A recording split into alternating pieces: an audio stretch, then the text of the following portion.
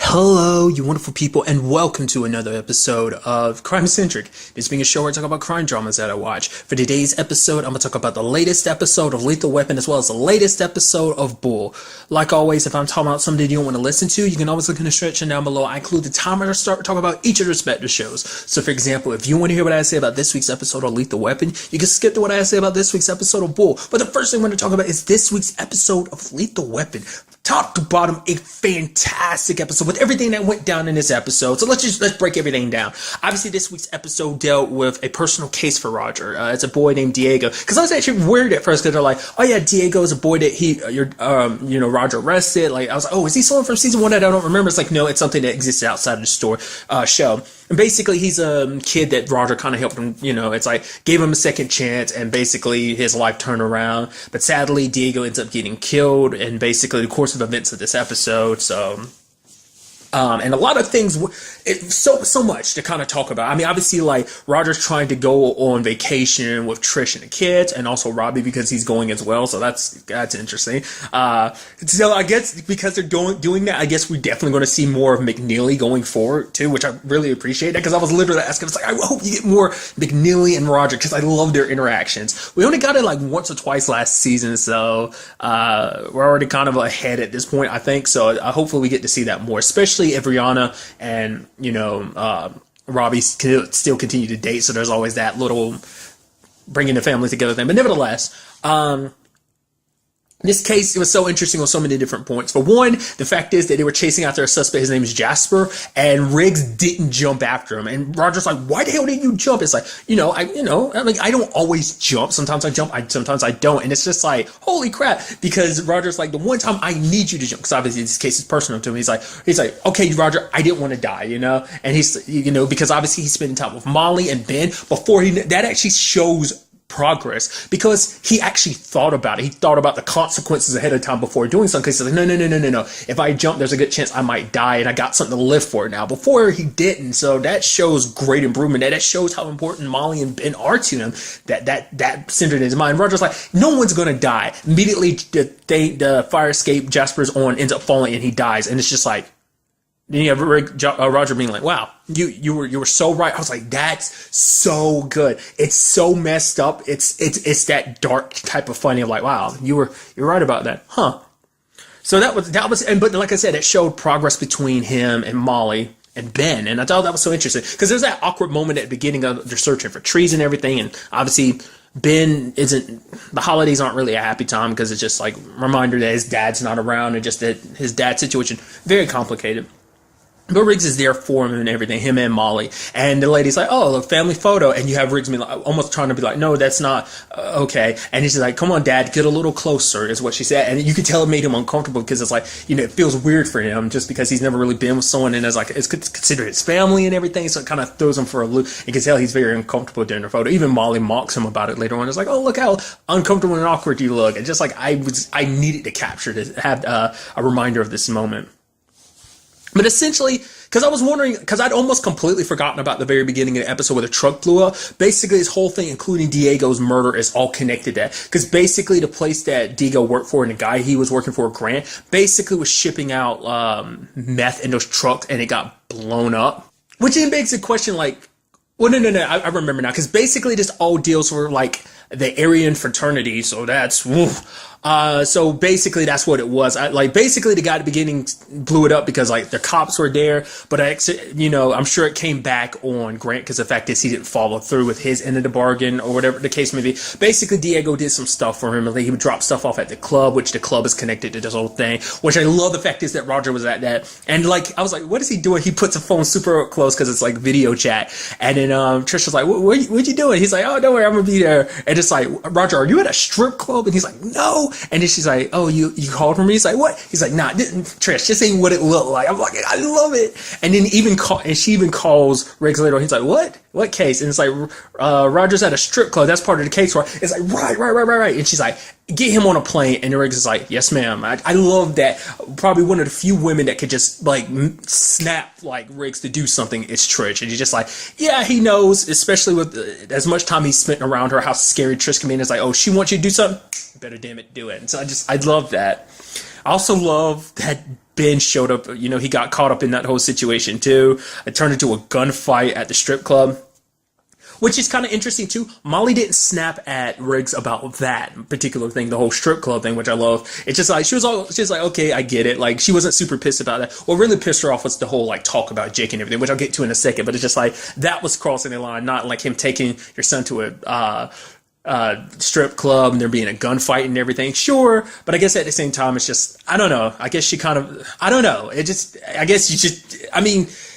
It's hard to say where her skill is with that whole situation. I do love that Ben was like, no, it's more like performance art, trying to have Riggs back on it. But what really pissed her off about the whole situation was because Riggs, is trying to defend Jake to Ben. It's like, no, your dad's not that bad of a guy. But, Ben, he's grown up with so many stories about his dad. Like, his mom doesn't sugarcoat it. And Ben himself knows. It's like, my dad's not a good guy. But, Riggs is kind of like, no, like, your dad's a good guy. He did something for me. He's kind of my hero because he actually saved my life, which Ben didn't 100% believe. Now, later on, Molly gets pissed at him because, well, you told him about Jake.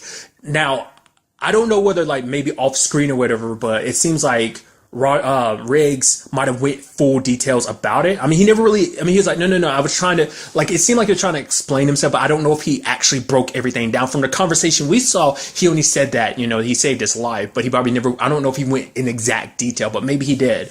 But for Molly, because it's like, for one, you told a child something like that. You shouldn't have told him. Like, that's messed up to tell him something like that. Also, it's like, but at the same time, it's a situation where it's like, Riggs can't let Ben growing up thinking his dad's a terrible person, because it's like, he owes Jake. Because basically, he also goes, like, it's something, a way you could look at it. I'm sure maybe it's part of what Riggs sees, is that basically everything fell apart for Jake because of him, because he asked Jake, not asked, but Jake saved his life, and that's kind of what started his whole criminal life. That isn't all on Riggs, but I'm sure for Riggs, he still owes, Jake for that. So at the same time, Molly understands that. She cares for Riggs, but most important thing to her is Ben. And it's like, he has to leave Jake behind if he wants to kind of be a part of this whole thing. And it's hard because it's just like, because Molly knows what she's doing. That's her child, and she doesn't want, like, her, like, because she is fine with her, she's fine with it because she wants Ben to know the reality of the situation. She's not going to sugarcoat things about Jake. Obviously not telling him everything, but it's still just, it's a very complicated gray situation, which, interestingly enough, we end up finding out Roger ends up learning this episode about the whole situation, which we learn some things too, which I'll kind of get to in a second. But the fact of the matter is, it's a rough situation because it goes back to the, like, well, he's dating his best friend's girl. His best friend kind of got set on the motion of all this criminal stuff because he got arrested shooting Riggs' dad for him to protect him and save his life. And even Roger's like, yeah, that's a tough spot to be in. But it's like, if you want to be with Molly, if you want to try this, then go for it. Be there with them, So, like I say, it's a very complicated situation. It's a complicated set of emotions. And speaking of emotions, it's actually, I didn't bring it up, but this is like the first time we've ever seen Roger really pissed off in an episode. Like, obviously he gets irritated sometimes, but this is the first time we saw him, like, snap at people just because he snapped at that officer about, like, oh, this kid or whatever. And he, like, grabbed him and pushed him against the wall, snapped at Scorsese for not pointing out, no. Diego had no drugs in his system. Why don't you just say that, Just because the case was that personal to him, it hit him that close. Because we saw on his phone, like, he had plenty of pictures. Like, it's not like a one-off thing, like, oh, look. It's like he checked in with Diego from time to time. That's why Diego called him in the first place when he thought he was in trouble, but he didn't want to get Roger mixed up. And it's like, oh, you're with family? I can't be doing that. So, sadly, you just wish things kind of ended differently in that situation. But right, the other thing I was going to bring up about Riggs' dad, we end up finding out apparently his dad has connections to the Aryan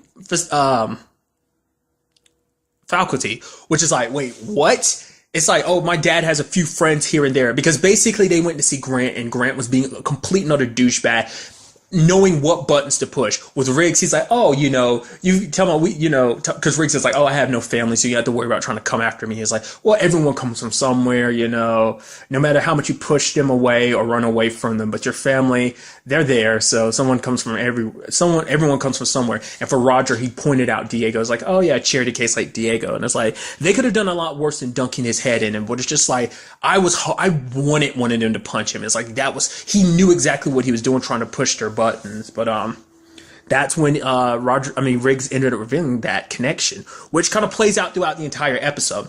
I think this episode had one of the most like moments, and that was like when both Roger and Riggs were being targeted by the people associated with this, the Aryans and stuff like that. Riggs' truck gets lit up. Roger's house is being attacked, and both of them call their respective situations. Like, obviously Riggs is calling Molly. He's like, I wish I could be there. And she's like, what's going on? You're kind of scaring me. And then Trish calls, which Roger only tells her about Diego. He just wanted to hear her voice. It was such a moment of like, holy shit. Even they called each other. It's like, yo, I'll see you soon, right? And it's like, yo, you'll see me soon. It's like, dude, they getting everything in line. It's like, they might not make it out of it. Especially when Riggs was literally his truck was being lit up and he has no ammo left. It was almost, and right around the time that for the first time, Riggs has something to live for. It's like he's in a situation. Fortunately, I love that the fact is that McNeely was in the house at the same time, because McNeely came into the house, which he brought us some interesting information like, oh yeah, I've had these keys ever since you moved in, because he gave McNeely a set of keys the moment they moved in, which is like, the way you and McNeely hate each other, you actually gave him keys, and he's like, that was a lapse of judgment on my part. And it's just kind of, I guess that shows you I hope we could get a look at that one day, like when Roger first moved in, like the family first moved in, just to kind of see him and McNeely. It's like, oh, we're friendly, instead of being like the mortal enemies that they are. The arch nemesis that they are. Also, I love him being like, when we saw him at the strip club, he's like, well, I'm here for the ribs. But he ended up pointing out later on, it's like, yeah, him and his wife Lois are having issues. She actually went back to her surfing instructor, or whatever that case may be. Like, I don't think we've ever seen his wife / Robbie's mom. I mean, I think this season was definitely the first time we ever met Robbie too. So I don't know if that's going to be something we'll see kind of come up later on or not. But Roger handled that situation using the microwave and sunscreen, messed up the kitchen, but then Riggs ended up crashing into the house with the truck, and it's like, oh, okay, first he's like, okay, everything's good, and then that happens, and it's just like, oh my god, Riggs trying to help and everything, but kind of made matters worse. I even love later on, Trish is like, Roger, what happened to my house? He's like, I invited Riggs over. Kind of true. Probably trying not to say too much, because it's like, I don't want to stress you guys out. I mean, I think the way the conversation happens later on, it makes it seem like, well, the kids talked about there being smoke and everything in their rooms. I'm like, yeah, most likely that situation kind of got fully broke down. So I was like, okay, this is actually what happened. So, but what really got me was with Riggs' situation of like, like someone called him. I was like, is this a friend of a friend? Like a friend of his dad's, like, because like the mommy's like, oh, you know who we just ended up running into? Martin Riggs. And I was like, okay, this is specifically gonna have something to do with Riggs. So I was like, okay, someone from his dad's past, or that Aryan situation, is calling in a favor. Turns out it's actually his dad, which blew me away for a second. I was like, holy crap. Because that was something I brought up too. I was like, oh yeah, his dad's dead. But I was like, well, actually, I don't know. They never went out of their way to show that his dad was dead. I just assumed his dad was dead. But I was like, oh, not unless his dad is actually still alive. And lo and behold, look here. Because that was crossing my mind. I was like, no. Every time it kept popping, I was like, no, his dad's dead. They designed it like that, which I appreciated. Because I think that's set up for like the main antagonist. Because everything in season 1 was ultimately leading to Flores and the whole Miranda situation. Obviously, Miranda's dad. Like that whole, like, everything centered around Miranda's death. And it seems like this season, everything was tailored to Riggs' past. Basically, his past coming back to haunt him. His dad's calling him up. It's like, oh yeah, I basically looked out for you. Every boy needs his dad, or something like that. So I'm super interested to see where things go on that front too. Like, what that's all leading to, because that's, because it kind of gives me what I want it to, like a little bit more of a look at Riggs' past. Because I'm actually surprised he stayed in Texas, considering that whole situation. But I mean, that can't be the main reason why his dad's in jail, is it? I mean, I'm sure his dad kind of got caught up in other things. Like, he kept, going further and further with that whole situation. It's like, holy crap, it's hard to believe that his dad is a part of that world. Like, holy crap. And you also had the whole Grant situation, which Grant is kind of connected to that. And it's like, oh, we're going to be getting you, Grant. So I'm thinking the next time we see Grant in the show, it might be connected to a case in a sense of like, oh, like they're going after him again.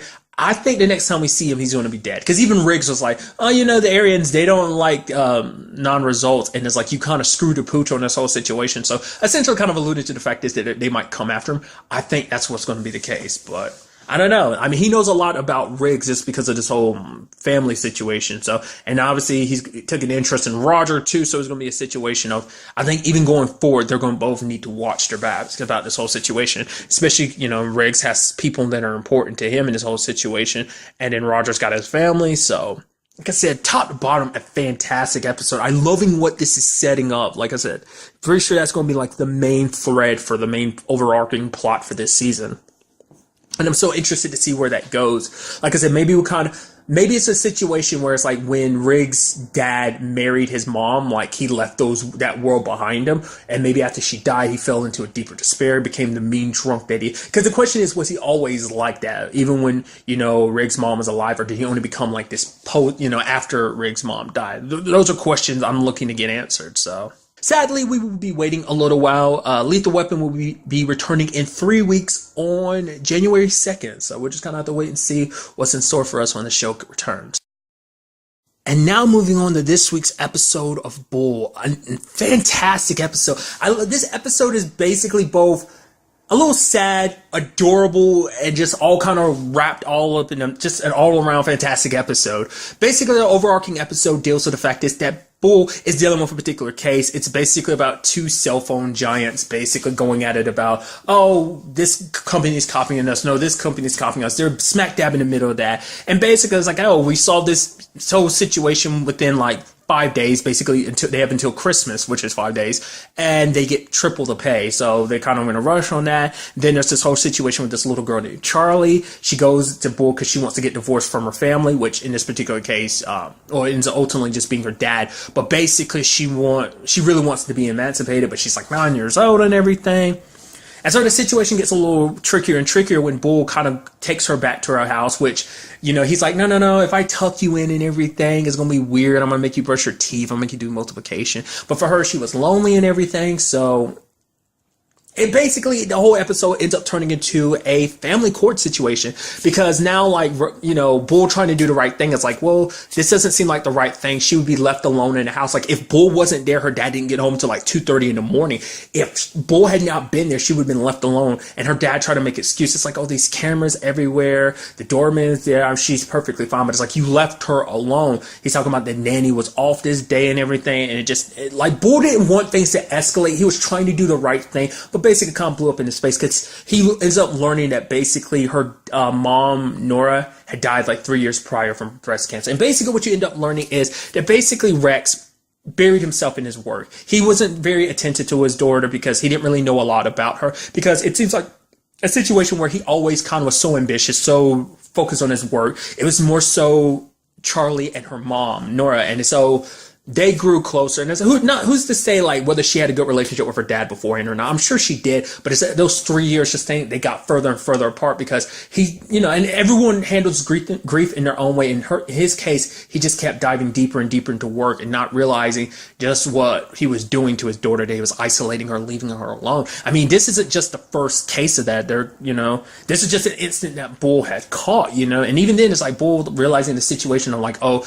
this is a family. Even he tried to tell the judge, it's like, no, this family they need therapy, stuff like that to kind of mend wounds and mend fences, but they don't deserve to be separated, especially around Christmas time and everything. Which Charlie's eating it up a little bit. She's like, oh yeah, my dad doesn't really know me, doesn't know my dreams, doesn't know like what my favorite book is.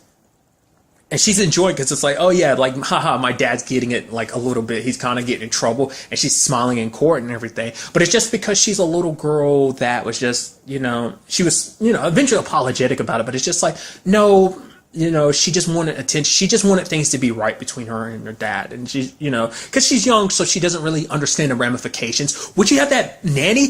I don't care what Bull says. I thought he was being a little facetious when he was like, oh yeah, no, you focus on your study. Like, literally dumping all of that on Bull, like, in that instant. She's like, no, I'm supposed to be a nanny a couple nights a day. She's living with me. Like, I can't be her guardian. And the fact of the matter is, like, I'm stressed, she's stressing about school and everything. She's got midterms and stuff like that. She's almost about to cry. And the moment she got in the elevator, she was almost like clear, like, oh yeah, she has to be picked up at like 3. And it's like, what? It's like you literally can't even be like, no, I'm gonna look after her one more day until you find someone. It's like, no, it's like it needs to be now. I'm like, that's so messed up. I get you got your life and everything, and it's not a situation you signed up for, but come on, have a little compassion. You could help out. This is a family in dire need. Like, you could have forced Bull kind of caught between a good place and a bad place between him and this other company and this whole case, and it made things complicated. But like, fortunately, things kind of led to, because like Charlotte, I keep calling her Charlotte. Charlie got scared and ended up calling her dad, which her dad came there for, which I think that kind of made her feel a little bit better. It's like, no, my dad does care. He doesn't love me. He does come through. And like I said, she's just a little girl that missed her dad, and she wanted things to kind of be better. She probably thought like if she kind of made her dad like kind of get embarrassed, then maybe things will be different. It's like kind of put everything in public, then it's like, haha, dad will have no choice but to get better. She didn't really think about what it really meant. Because like, once again, she went in thinking like what it meant to be divorced or emancipated. Bull had to explain that to her. So it's just that whole nanny thing rubbed me the wrong way. I'm like, really? And you're like, oh yeah, you gotta get there. And it's like, yeah, he also has a job too. And it's like I said, all you needed to do one more day. But hey, luckily her bailing like that ended up ultimately helping the situation. Part of me is like, I hope you don't use her as a nanny anymore. But hey, if you do, like I said, I understand you got your own life and everything. You're in college. You don't really have you're not, it's not your responsibility to look after someone else's kid, to be a parent to them. Even though you're a nanny, which is kind of what you're supposed to do. You're supposed to look after them, make sure that, I guess it's more so like, I'm more like a babysitter. So it's like, I look after the kids, make sure they don't do anything stupid. They get fed and they're taken care of. But it's like, you know what I mean? I just thought that was kind of interesting. But ultimately, when it was all said and done, you had the people with this whole cell phone case. One of the dudes that they're working for gets super pissed. It's like, whoa, where are you supposed to be? Oh, you're telling me your team's here and everything. Oh, that's fine. But no, I asked for you. Now you either get in there and do what you're supposed to do, or we're going to let you go. Which even Bull's kind of like, yeah, all right, F that. Like, you can keep your money. You can kick us off the case. Because it made him realize, like, he was so money hungry in this whole situation. All he saw was dollar signs that he kind of let everything kind of slip by. It's like this case with Charlotte was much more important. Making sure that this family stayed together was important. Because, Bull has a tendency, because he does the right things a lot of times, but it's like, remember, he takes the bigger cases so that he can take the smaller cases and not have to worry about, charging an exuberant amount of money to this particular small case, So that's how that whole thing works. So, but now this is one of those situations, he's so caught up in all of that. And even asked the group, it's like, how can guys like stand me most times? The fact that he got caught up in this, but he sends everybody off. It's like, hey, everybody go enjoy the holidays, do what you need to do. So, like I said, overall, like, a beautiful element to the story. Like I said, Charlotte was like absolutely adorable. It's one of those moments, like, legitimately, it makes you go, I wish I had kids, because I'd want a daughter that damn adorable. It's just like, stop being, it's one of those things. It's when you see cute kids, you're like, it kind of brings out that parent inside of you, and it's just like, it's like, it just, and it almost seems like Bull doesn't care for kids, because when he's like, Marissa, could you get like this thing kind of wandered in, so it's like, it doesn't seem like he's really all that fond of kids, but which is kind of interesting considering the way he handled this whole situation. But I guess when it's all said and done, I makes you also wonder like where he stands on that whole situation. I also love that she's like, oh, is that blonde lady your wife? And it's like, or your girlfriend? Is like, no, she's just a pretty blonde lady that I work with who's super smart. So, which is something that was kind of already smashed, like taking out of the equation, like at the beginning of the series, like in season 1, where it's like, oh, Marissa and Bull is like, no, they have a very platonic relationship, that there's never going to be anything between them. Would it be?